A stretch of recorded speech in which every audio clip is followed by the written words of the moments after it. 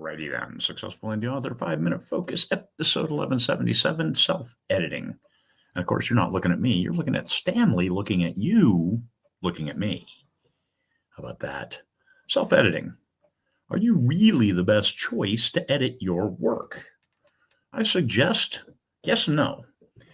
So, when you're looking at your own stuff, and actually I've seen a lot of your posts on Facebook, and you could use some help with grammar and words and things.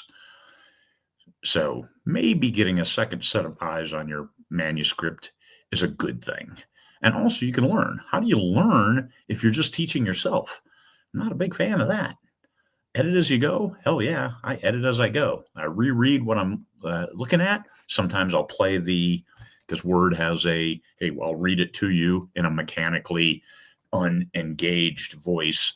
And, but still, you can hear when there's gaps, when you're missing a word, when things aren't smooth as you would think they are. So getting that second look, especially as you're writing it. Now, some people say that will slow down your progress and that will impede and make it a jerky road forward.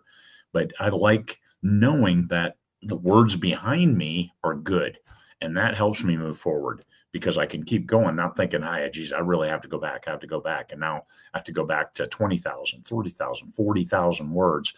That's a monumental effort. Doing my own self-edits, yes, I may be able to read and review maybe 10,000 words an hour, but that's pure focus. That's 100% of my effort, and I can't do that for 4 hours, so I can't get 40,000 words behind. So this is what you're getting with self-edit. Well, I'll review it when I read through it after I've finished. Okay, that's cool. How much time are you going to allot? How much effort do you want to look at? How much are you going to rewrite that's going to change later stuff? And now you've got these tendrils that are growing farther apart. Isn't it better to have those tendrils stay close together as you go? So I'm a huge fan of editing as you go. I am not a huge fan of rewriting. I know traditional knowledge, institutional knowledge is that writing is about rewriting. No, I disagree vehemently with that statement. Writing is about telling a great story. And however you need to do that, that's your business. If you want to write something and then rewrite it, I think you're wasting time. I think you just write it good in the first place. So when we're reading through our own stuff, we read what we expect. And this is a drawback because you'll just skip right over words. You'll miss things that aren't clear, like going from third person past, all of a sudden you're first person and then you're third person again. I have a couple series that I write in first person. The rest are third person. And sometimes I will lose myself in my first person books and I'll go to third person past and I'll get lost. And I'll be like, what the hell is this? And I'll recognize it when I look back. Oh, man.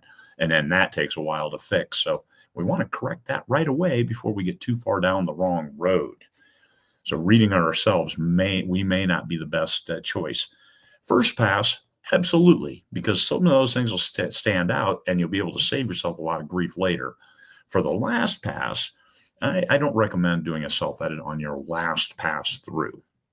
Even if you've got beta readers or proofreaders, somebody else to go through and just say yes, no. Readers are very forgiving in the end result. They'll read your story if it's a good story. I remember the first few books I read, John Brazy, good friend, good man, writes great stories.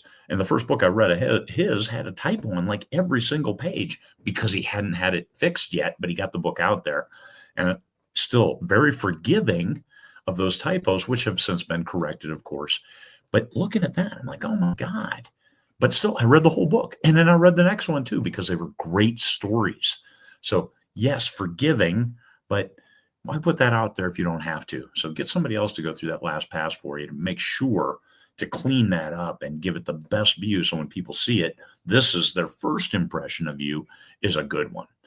All right. That's why I always recommend maybe getting an editor to take a look at that book, somebody else besides yourself. Do it yourself because that's how you get better.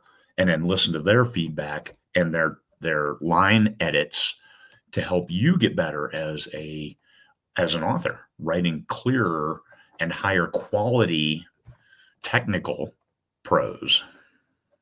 Peace, fellow humans.